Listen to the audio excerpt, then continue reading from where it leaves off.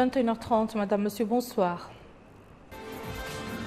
Le président de la République reçoit un message de son homologue malien, Ibrahim Boubacar Keïta, portant sur les excellentes relations entre les deux pays et les moyens de les renforcer.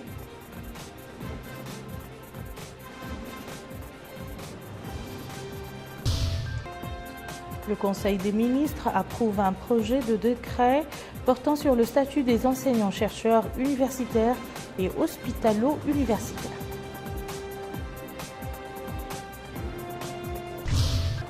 La zone franche de Nouadhibou présente son rapport d'activité 2015 et ses perspectives. Avant de passer au développement de ces titres, le président de la République, Mohamed Ould Abdel Aziz, a réaffirmé à son homologue camerounais, Paul Biya, dans un message qu'il lui a adressé à l'occasion de la fête nationale de son pays, sa volonté de continuer d'œuvrer au développement des relations de coopération entre les deux pays. Je vous le disais dans les titres, le président de la République, Mohamed Ould Abdel Aziz, a reçu aujourd'hui un émissaire malien porteur d'un message du président Ibrahim Boubacar Keïta, président de la République du Mali. Il s'agit du ministre malien des Affaires étrangères et de la coopération internationale, Abdoulaye Diop, a déclaré au terme de son entrevue avec le chef de l'État que le message a trait aux profondes relations qui unissent les deux pays. Écoutons-le. Je suis à Nouakchott, aujourd'hui porteur d'un message de son Excellence M. Ibrahim Boubacar Keïta, président de la République du Mali, qui m'a dépêché à Nouakchott pour porter un message à son frère et ami, le président, son Excellence Mohamed Ould Abdel Aziz. Ce message porte sur les relations d'amitié, de fraternité très profondes qui unissent nos deux chefs d'État, mais aussi sur les rapports spécifiques et privilégiés qui unissent le peuple malien et le peuple mauritanien. Donc le président m'a chargé de convier ce message et traduire aussi sa volonté de travailler et continuer à travailler avec son frère le président Ould Abdel Aziz pour renforcer la coopération entre les deux pays qui aujourd'hui, notamment dans le cadre du G5, touche à beaucoup de questions. Des questions de paix, des questions de sécurité, des questions de réconciliation nationale. Vous savez, le président Ould Abdel Aziz a été un acteur clé de la crise qui s'est déroulée dans notre pays.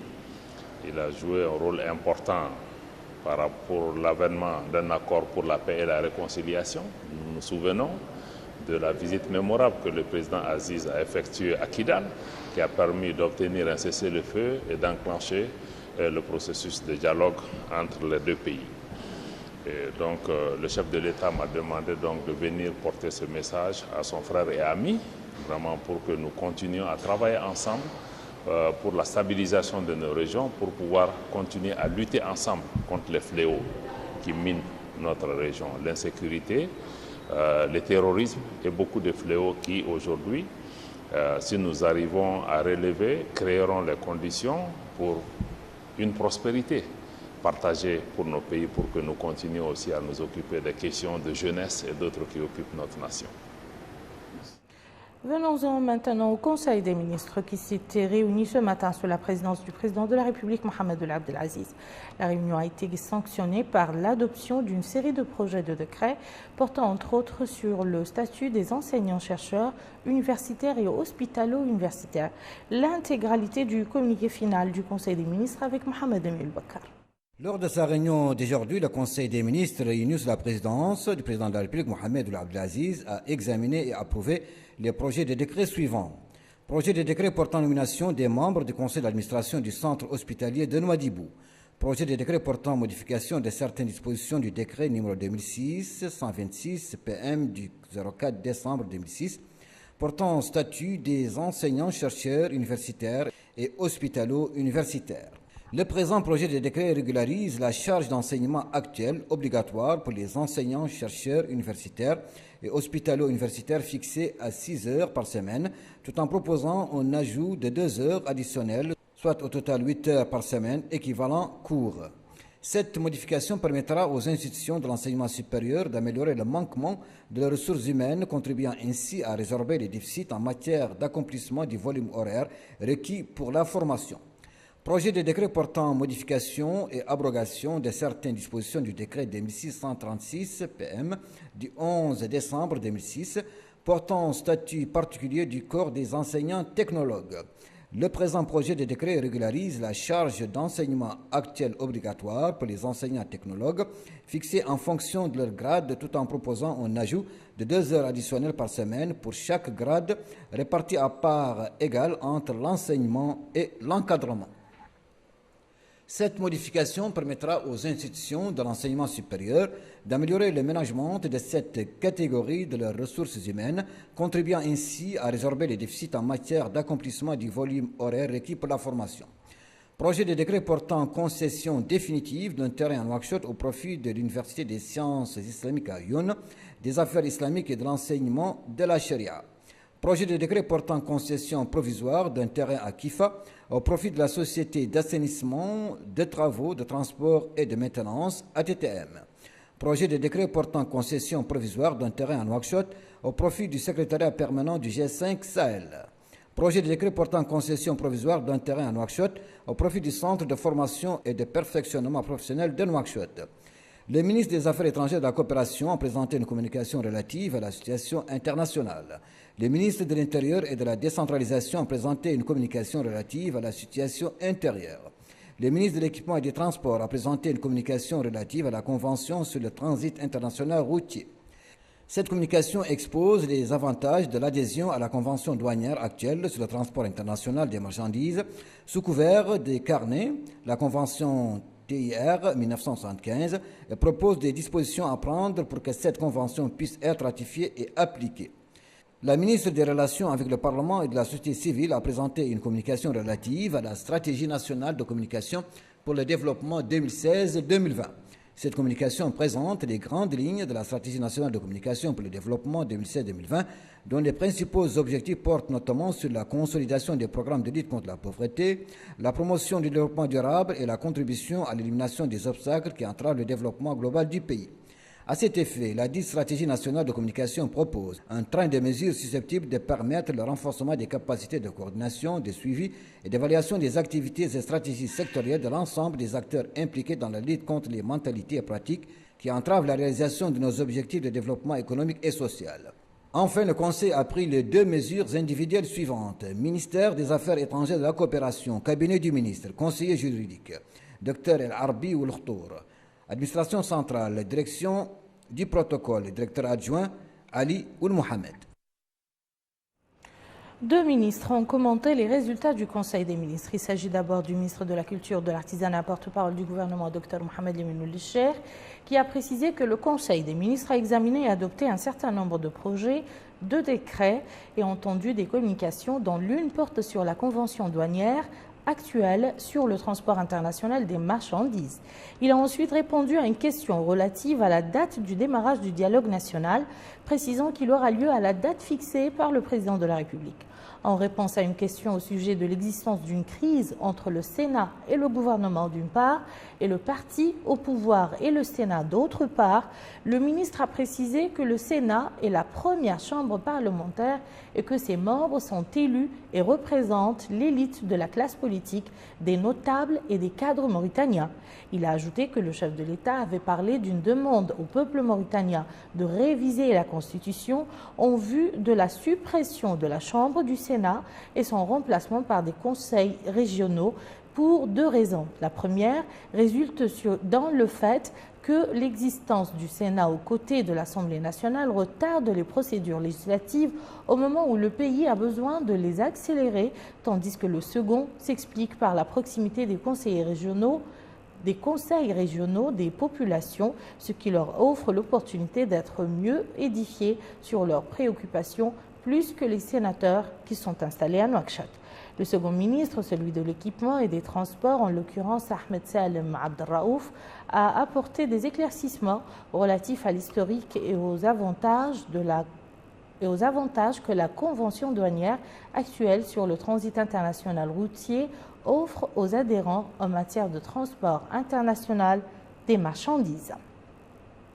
Suite et fin de la visite du ministre de l'Intérieur et de la décentralisation dans les wilayas du Nord, Ahmed Ould Abdallah a clôturé son périple par la capitale de l'Inchiri, dans laquelle il s'est informé sur le fonctionnement de l'administration territoriale avant de se réunir avec son staff.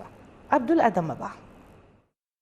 Une fois sur place au niveau de la wilaya d'Agjuste, le ministre de l'Intérieur et de la décentralisation, Ahmed Ould Abdallah, a visité certains services. Dans ce cadre, il s'est rendu au centre d'enrôlement relevant de l'Agence nationale du registre de la population et des titres sécurisés. Il a reçu des explications sur le fonctionnement de ce centre et les méthodes de travail utilisées. Par la suite, il a visité le centre de la protection civile en compagnie des responsables de ce service qui lui ont fourni des explications sur leur méthode d'opération.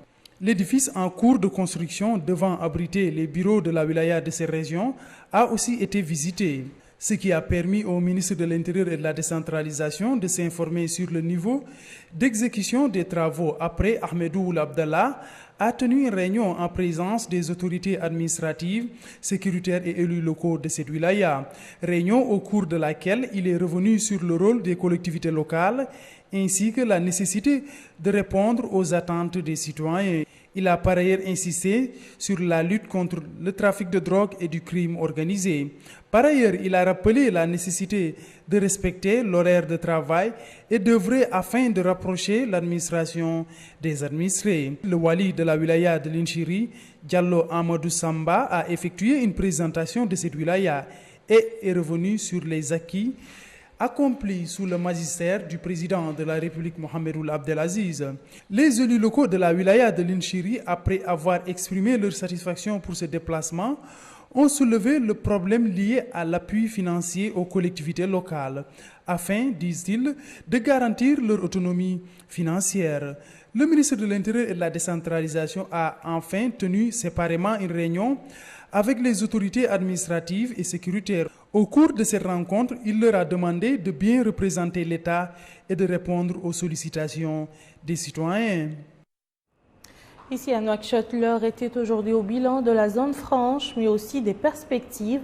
Les autorités de la zone franche ont présenté le rapport d'activité 2015 et ses perspectives à l'occasion d'une journée d'information sur la zone franche de Nouadhibou.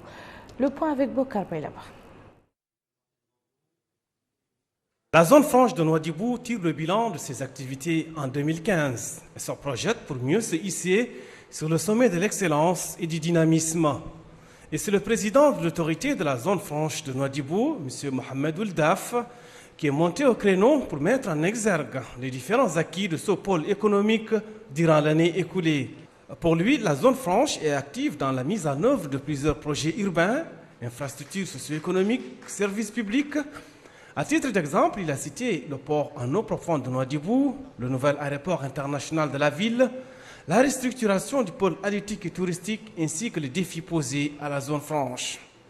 Le président de l'autorité de la zone franche a également axé son intervention sur la coopération et le partenariat avec les investisseurs et acteurs économiques et touristiques sans lesquels le pôle économique ne serait pas viable. Ainsi, il a insisté sur l'approfondissement des concertations entre la zone franche et les milieux économiques nationaux d'une part et les partenaires au développement d'autre part. Autre intervention, c'est celle faite par le président de la Chambre de commerce, d'industrie et d'agriculture de Mauritanie, M. Mohamed Ould Mahmoud, qui a mis l'accent sur l'inclusion des différents acteurs économiques nationaux et internationaux pour un nouvel élan de la zone franche de Nouadhibou. La journée d'information a également été marquée par des exposés détaillés sur la zone franche et les pas franchis par les études en cours de réalisation et relatives aux projets prioritaires au cadre juridique institutionnel de ce nouveau pôle économique. Nous avons présenté un portefeuille de projets pour la zone franche de Nouadhibou. Les débats étaient, comme j'ai dit, constructifs, un échange important entre les opérateurs et la zone franche. Le débat a été transparent. C'est les projets prioritaires à la zone franche de Nouadhibou qui sont le port en eau profonde, l'aéroport international de Nouadhibou, la restructuration du pôle halieutique et le pôle touristique. En conclusion, nous avons réussi cette journée d'information, alhamdoulilah, et les opérateurs étaient là, les partenaires au développement aussi étaient au rendez-vous. À rappeler que la zone franche de Nouadhibou, qui a vu le jour en 2013, n'est pas une enclave isolée de l'environnement local, mais une zone économique prioritaire insérée dans un cadre socio-économique et environnemental de la région. Cela fait 10 ans que notre gendarmerie nationale et la garde civile espagnole entretiennent un partenariat qui embrasse plusieurs domaines. Les deux parties ont célébré hier à Nouadhibou les 10 ans de cette coopération qui s'est soldée par d'importants résultats, notamment dans le domaine sécuritaire. Plus de précisions avec Abdullah Damata. La ville de Nouadhibou a abrité cette cérémonie de commémoration d'une décennie de coopération entre la gendarmerie mauritanienne et la garde civile espagnole. Une célébration qui a été marquée par une simulation qui revient sur le modus operandi adopté dans le cadre de la lutte contre l'immigration clandestine, la criminalité organisée, le secours aux sinistrés et l'organisation de patrouilles communes de surveillance des côtes. Ces 10 années de partenariat ont été marquées par un appui technique dans le cadre de la formation, de l'échange d'expériences, du travail commun, etc. Le chef d'état-major de la gendarmerie nationale, le général Sultan Ould Mohamed Essaoud, a mis en exergue cette coopération fructueuse qui, dit-il, s'inscrit dans le cadre de la volonté des deux pays à consolider les relations entre tous les États. Ce partenariat, dit-il, a permis de relever les nombreux défis auxquels sont confrontées la région et éviter des catastrophes énormes survenues dans d'autres endroits. À son tour, le coordinateur des opérations migratoires clandestines du Royaume d'Espagne, le général de division Juan Sánchez Marina, est revenu au cours de son allocution sur l'historique de cette coopération dans le domaine de la lutte contre l'immigration illégale et la criminalité organisée entre les deux États. Après les allocutions, place aux décorations. Dans ce cadre, le chef d'état-major de la gendarmerie nationale a été décoré par le coordinateur des opérations migratoires clandestines du Royaume d'Espagne. Cette décoration est une reconnaissance des efforts de la gendarmerie nationale dans la lutte contre l'immigration clandestine. L'attaché au niveau de l'ambassade d'Espagne, le lieutenant-colonel Carlos Zoricas Patermo, a également été décoré par l'ambassadeur du Royaume d'Espagne, accrédité en Mauritanie. Cette cérémonie a pris fin par une excursion à bord d'un navire des gardes-côtes espagnols. La représentation de la Banque mondiale dans notre pays se découvre aux étudiants de la faculté des sciences juridiques et économiques. La journée de sensibilisation organisée par leur faculté en collaboration avec la représentation de la Banque mondiale à Nouakchott leur a permis d'être édifiés sur les interventions de cette institution financière internationale et ses liens avec notre pays. Aminata Khan. Une vision en perspective d'un avenir meilleur, c'est l'intitulé choisi pour animer le colloque autour du discours prononcé à Néma par le président de la République organisé par l'Université de Nouakchott. À l'ouverture du colloque, le président de l'université, Dr Sidi Ould Mohamed Abdallah, a prononcé un discours dans lequel il a indiqué que les universités jouent un rôle central de premier plan dans les domaines de la recherche scientifique, de l'éclairage, de l'opinion publique, de la correction des fausses idées et de l'esquisse des grandes orientations des sociétés. Ajoutant que l'Université de Nouakchott a tenu à éclairer l'opinion publique nationale autour de ce discours à travers l'organisation de ce colloque scientifique pour étudier les différentes dimensions politiques, économiques et sociales que revêt ce discours. D'autres éminents chercheurs et professeurs de différentes disciplines se sont succédés à la tribune. Ils ont tous édifié sur la stratégie nationale globale dont les contours apaisent clairement dans la construction des infrastructures de base, l'ancrage des valeurs démocratiques, le renouvellement de la classe politique et la libération des initiatives et des énergies à travers le renforcement de la participation politique des femmes et des jeunes ainsi que la consolidation de l'unité nationale. Le colloque a en outre abordé plusieurs thèmes économiques, politiques, sociaux et juridiques qui ont, dans leur ensemble, examiné le contenu du discours en sa qualité de projet politique et de développement pour l'édification d'un État moderne, de droit et puissant. L'année scolaire tire à sa fin et comme chaque année, les établissements d'enseignement fondamental en profitent pour terminer l'année sur une bonne note. C'est ainsi que l'inspection départementale de l'enseignement fondamental au niveau du XAR a réuni les élèves de plusieurs écoles qui ont présenté à l'assistance une variété de programmes. Melika Nagli.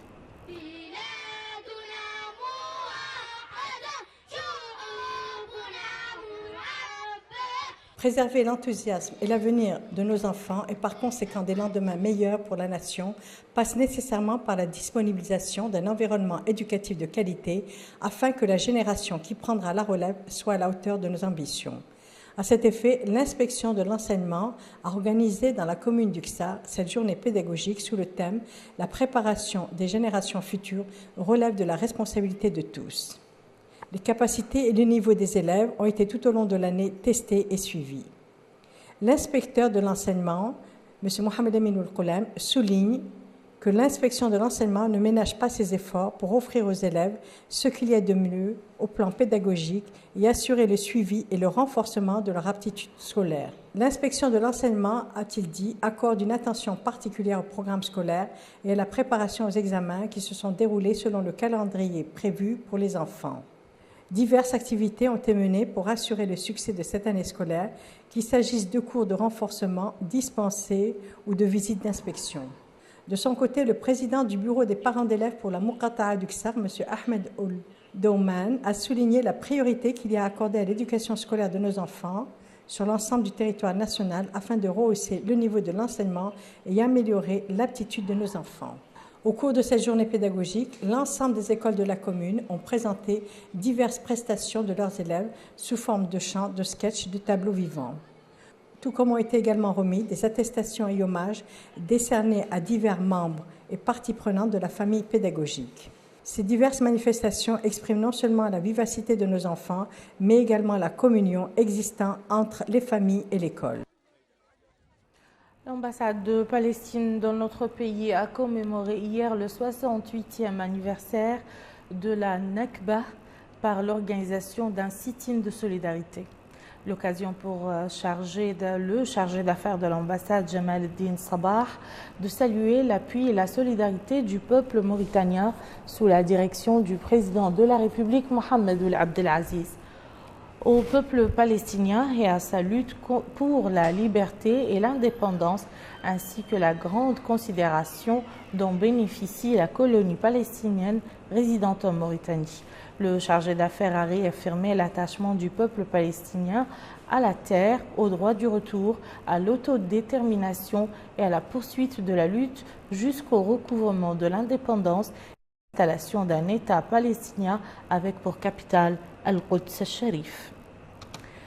L'actualité internationale à présent dominée principalement par le crash du A320 d'Égyptair qui s'est abîmé aujourd'hui au large d'une île grecque. L'avion qui assurait une liaison Paris-Le Caire et qui avait à son bord 66 personnes a soudainement disparu des radars. Les causes de ce crash ne sont toujours pas élucidées. Elles pourraient être d'origine technique, mais un éventuel attentat n'est pas pour autant écarté. Les Égyptiens se sont relayés toute la matinée de ce jeudi pour assurer qu'aucune piste n'était écartée à la suite du crash du vol égyptaire. En conférence de presse, le ministre égyptien de l'aviation civile a indiqué qu'aucun des passagers du vol ne suscitait d'inquiétude sécuritaire particulière a priori, mais des vérifications sont en cours, a-t-il précisé. Des débris de l'appareil auraient été localisés en Méditerranée par un avion égyptien participant aux recherches, une information que demande le comité grec de sécurité aérienne. L'appareil a disparu des radars grecs à 0h29 GMT, alors qu'il se trouvait dans l'espace aérien égyptien. Une vingtaine de minutes plus tôt, le pilote n'avait pourtant signalé aucun problème au contrôleur aérien grec lors de sa dernière conversation. L'appareil d'Égyptair transportait 66 passagers, dont un petit garçon et 2 bébés, ainsi que 7 membres d'équipage et 3 officiers de sécurité, selon la compagnie nationale égyptienne. L'appareil avait décollé de l'aéroport français de Roissy-Charles de Gaulle pour après à 21h GMT et devait atterrir au Caire à 1h05 GMT. Les enquêteurs français du bureau d'enquête et d'analyse quitteront Paris dans la soirée et sont attendus dans la nuit au Caire. En Libye, la violence reste d'actualité. Hier, 32 membres des forces du gouvernement libyen d'Union nationale ont été tués dans un attentat à la voiture piégée et des combats avec le groupe État islamique. Un précédent bilan faisait état de 18 membres des forces du GNA tués dans l'attentat et les combats avec l'État islamique. Les combats ont eu lieu non loin d'Abu Ghraib, une ville située à 130 km à l'ouest de Sirte et reprise mardi par les forces du GNA à l'organisation djihadiste dont Sirte et le Bastion en Libye. Les forces du GNA affirment avoir réussi mercredi à prendre le contrôle de ce village après avoir forcé les combattants de l'État islamique à se retirer mardi d'Abu Ghraib. Issue heureuse pour Amina, une des 219 lycéennes de Chibok enlevée par Boko Haram a été retrouvée. Sa mère a rendu hommage à ceux qui l'ont secourue et déclaré qu'elle n'aurait jamais pensé la revoir. Amina, découverte mardi par des soldats et des villageois, membres d'une milice d'autodéfense, a passé plus de 2 ans prisonnière de Boko Haram après avoir été enlevée avec des camarades de classe dans leur lycée de Chibok le 14 avril 2014. La jeune femme, qui avait 17 ans au moment du rapt, est la plus jeune d'une famille de 13 enfants, dont 11 sont morts avant d'avoir atteint l'âge de 4 ou 5 ans. Et voilà qui met fin à ce journal. Je vous en rappelle les principales informations.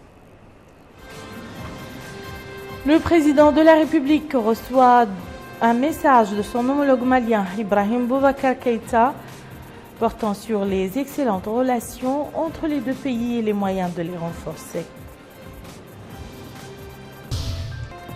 Le Conseil des ministres approuve un projet de décret portant sur le statut des enseignants-chercheurs universitaires et hospitalo-universitaires.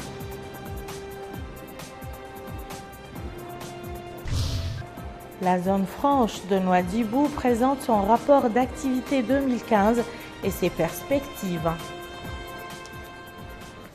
Merci, Madame, Monsieur, de nous avoir suivis. À demain. Bihawlillahi wa quwwatihi.